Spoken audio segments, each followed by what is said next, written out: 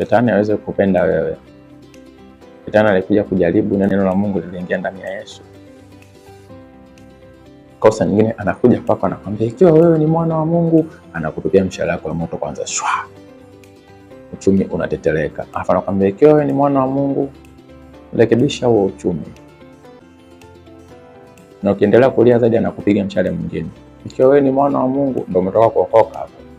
Shwa, mshale mwingine. Uchumi unayumba, anakupiga na ugonjwa wa mguu. Mguu hauwezi kutembea vizuri. Unaanza kuchechemea, anaona unachechemea, mshale mwingine, maumivu ya kichwa mara kwa mara. Ikiwa wewe ni mwana wa Mungu, jitibu kichwa. So chochea nguvu yako. Nena kwa lugha. Biblia inasema kwa maana yeye anenaye kwa lugha asemi na watu bali usema na Mungu. Unaposema na Mungu, Mungu mwenyewe anaanza kukuombea. Biblia inasema yeye ajuaye kuichunguza mioyo hutuombea kwa kuugua kusikoweza kutamka, kwa maana sisi hatujui kuomba itupasavyo, bali yeye hutuombea vile apendavyo Mungu. So God bless you. Kwanza leo kukumbwa na matatizo, don't complain. Vaa ngao ya imani, pinga mishale ya moto ule mwovu. Tamka imani, Bwana ndiye mchungaji wangu, sintapungukiwa na kitu, vitu vyote ni vyangu. Nakataa kufa, sintakufa bali nitaishi. Hii ni yasimulia matendo makuu ya Mungu maishani mwangu. Kwa jina la Yesu Kristo, Bwana ndiye nguvu zangu.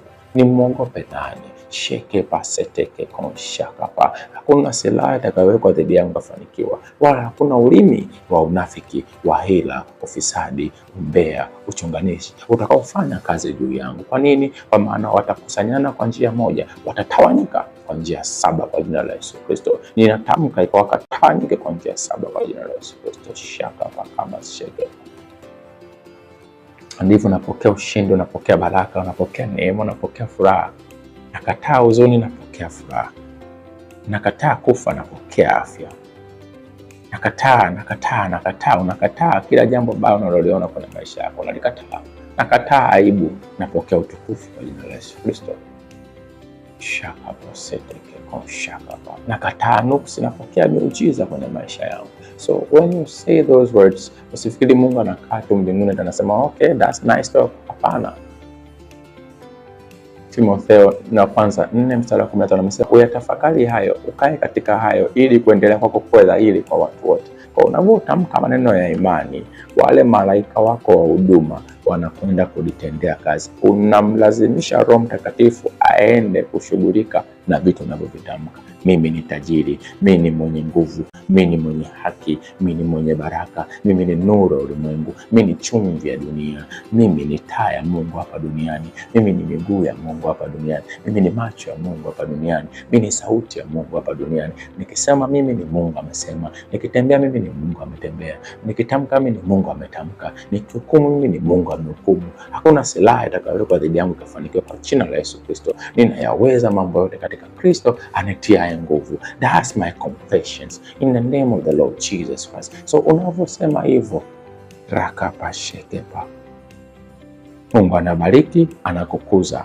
Uchumi wangu umekuwa, afya yangu imekuwa, ubora wangu wa mahusiano umekuwa, ndoa yangu imekuwa njema kwa jina la Yesu Kristo.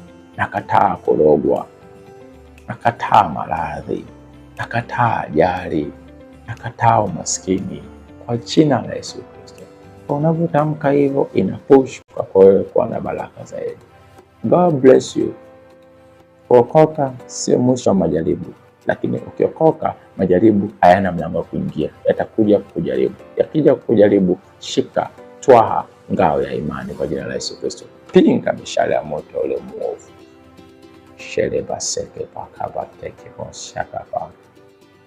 Mshindi ni wewe, kwa maana kae ndani yako ni mkuu kuliko yeye akae katika ulimwengu. God bless you. See you next time. Ciao.